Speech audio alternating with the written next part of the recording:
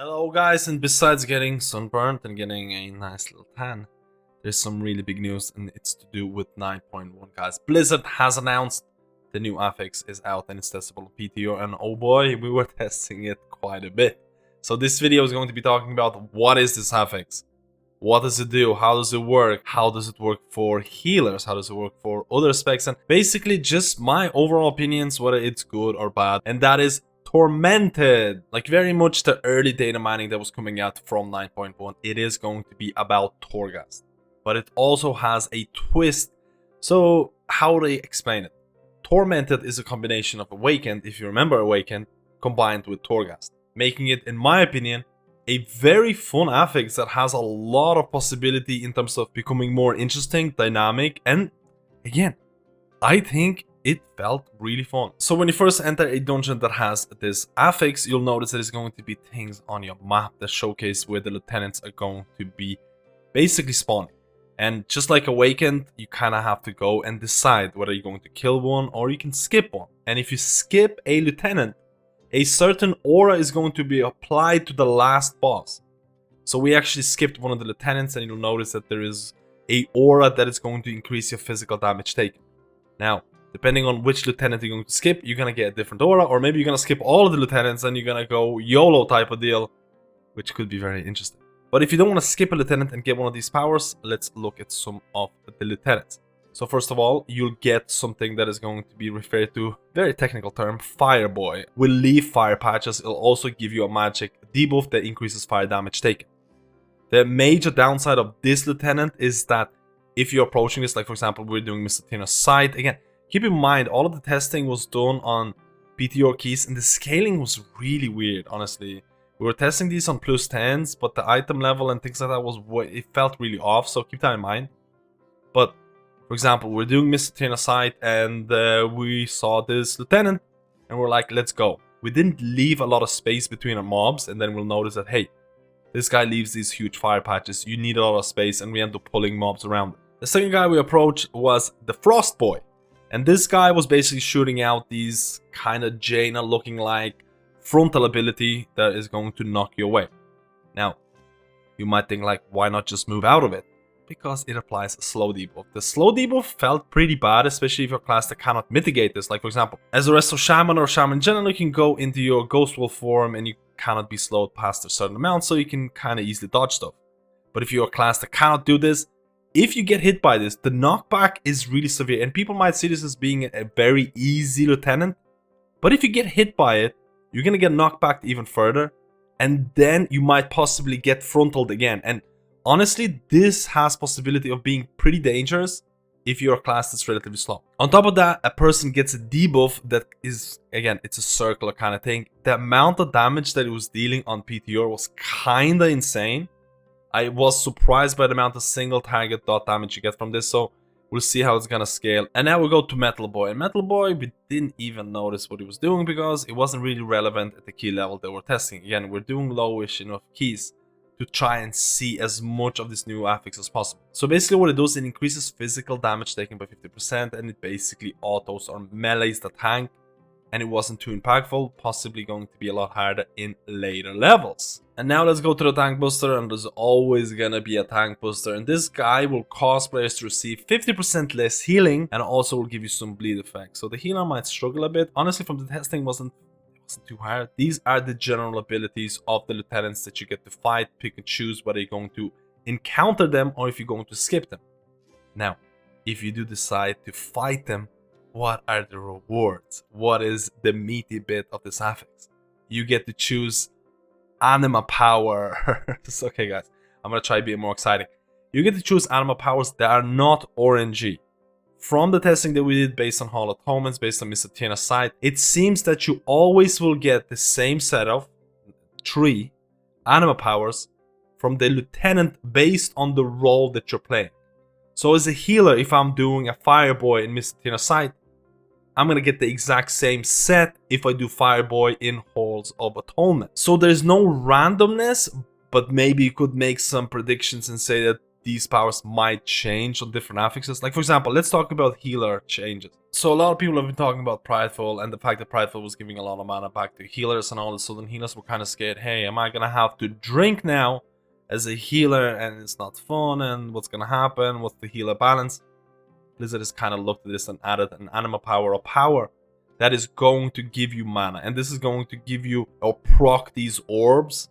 And honestly, these orbs are going to give you 10% of mana back, and they spawned everywhere. I never had any mana issues as a Mistweaver monk that was just spamming its little heart out with this Anima power. It basically gives you consistently like full mana bar if you step around these, if you step into them. It was insane. All of a sudden, the worst mana healer, you can spam, you can do whatever. With this Anima power, you will never run out of mana as long as you pick up a couple of orbs. And it was kind of crazy to speculate, is this going to change healer balance a bit? All of a sudden, maybe the healers that have really powerful spells that are really costly, maybe they're going to get a little bit better because this Anima power is just outright busted. Now, one of the lieutenants also had this power where you can eat faster. And I was like, well, who cares, eat faster? But this kind of also works into drinking faster.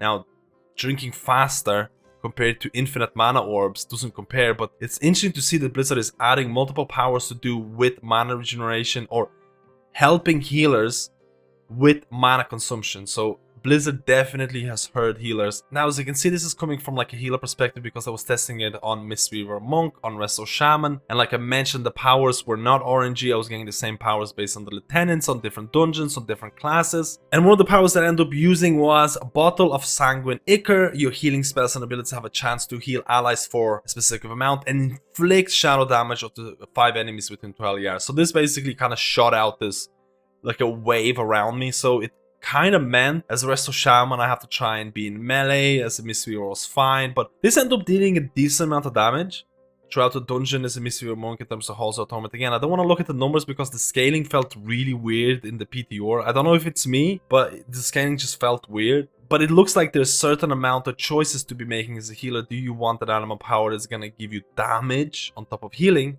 Or do you want that Anima power that's going to give you infinite mana? And again, it's super interesting, and I'm sure there's going to be even more choices that other like DPS have to make or tanks have to make. And how do these Anima powers rotate with different affixes? We still don't know yet. It's very early. Like, I literally just tested this like an hour ago or something, and I'm making a video because I'm so excited because I think it's a fun affix. Testing this on a Mistweaver Monk, testing this on a Resto Shaman, just testing the whole concept of the orbs. You have to remember that these orbs are going to persist for the whole dungeon. They're going to be visible on the top right hand corner where you usually have your affix information. You can kind of click on it and you can see, oh hey, I got these powers, I better make use of them. They're there for the whole power.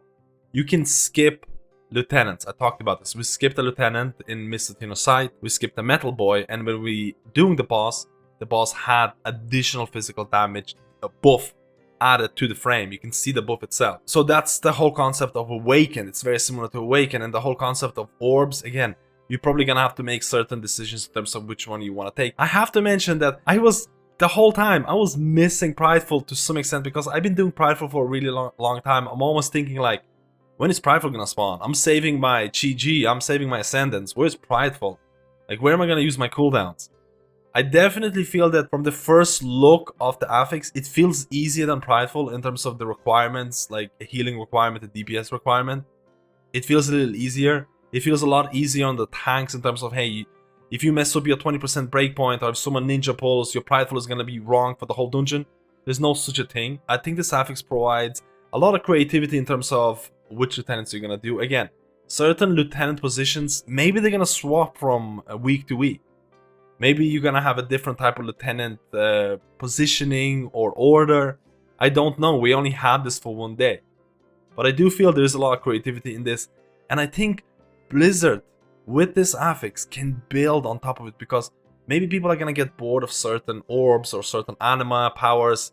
And Blizzard can add on top of it and make it feel a lot more interesting. And all of a sudden, all the dungeons feel a little more fresh.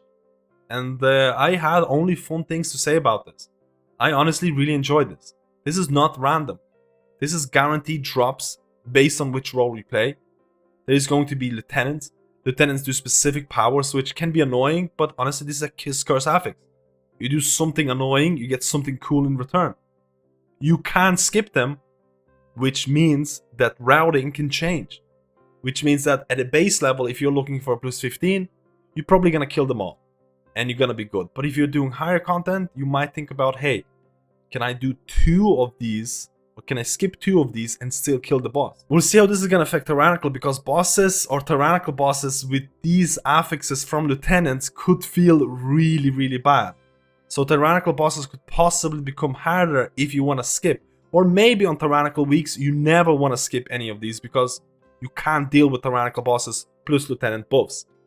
So guys, this is a discussion video. I really, really, really want to know what you think about this. Do you like it? How do you feel about Prideful? Are you sad about Prideful? Do you want it to come back? Or do you think Tormented is going to be something that you can really enjoy in patch 9.1? By the way, guys, with the release of this affix, I don't think 9.1 is going to be a long time away. So if you're forced to play TBC, you can come back. But I think the patch is coming really close. Thank you guys for watching this video, and I'll see you in my next guide.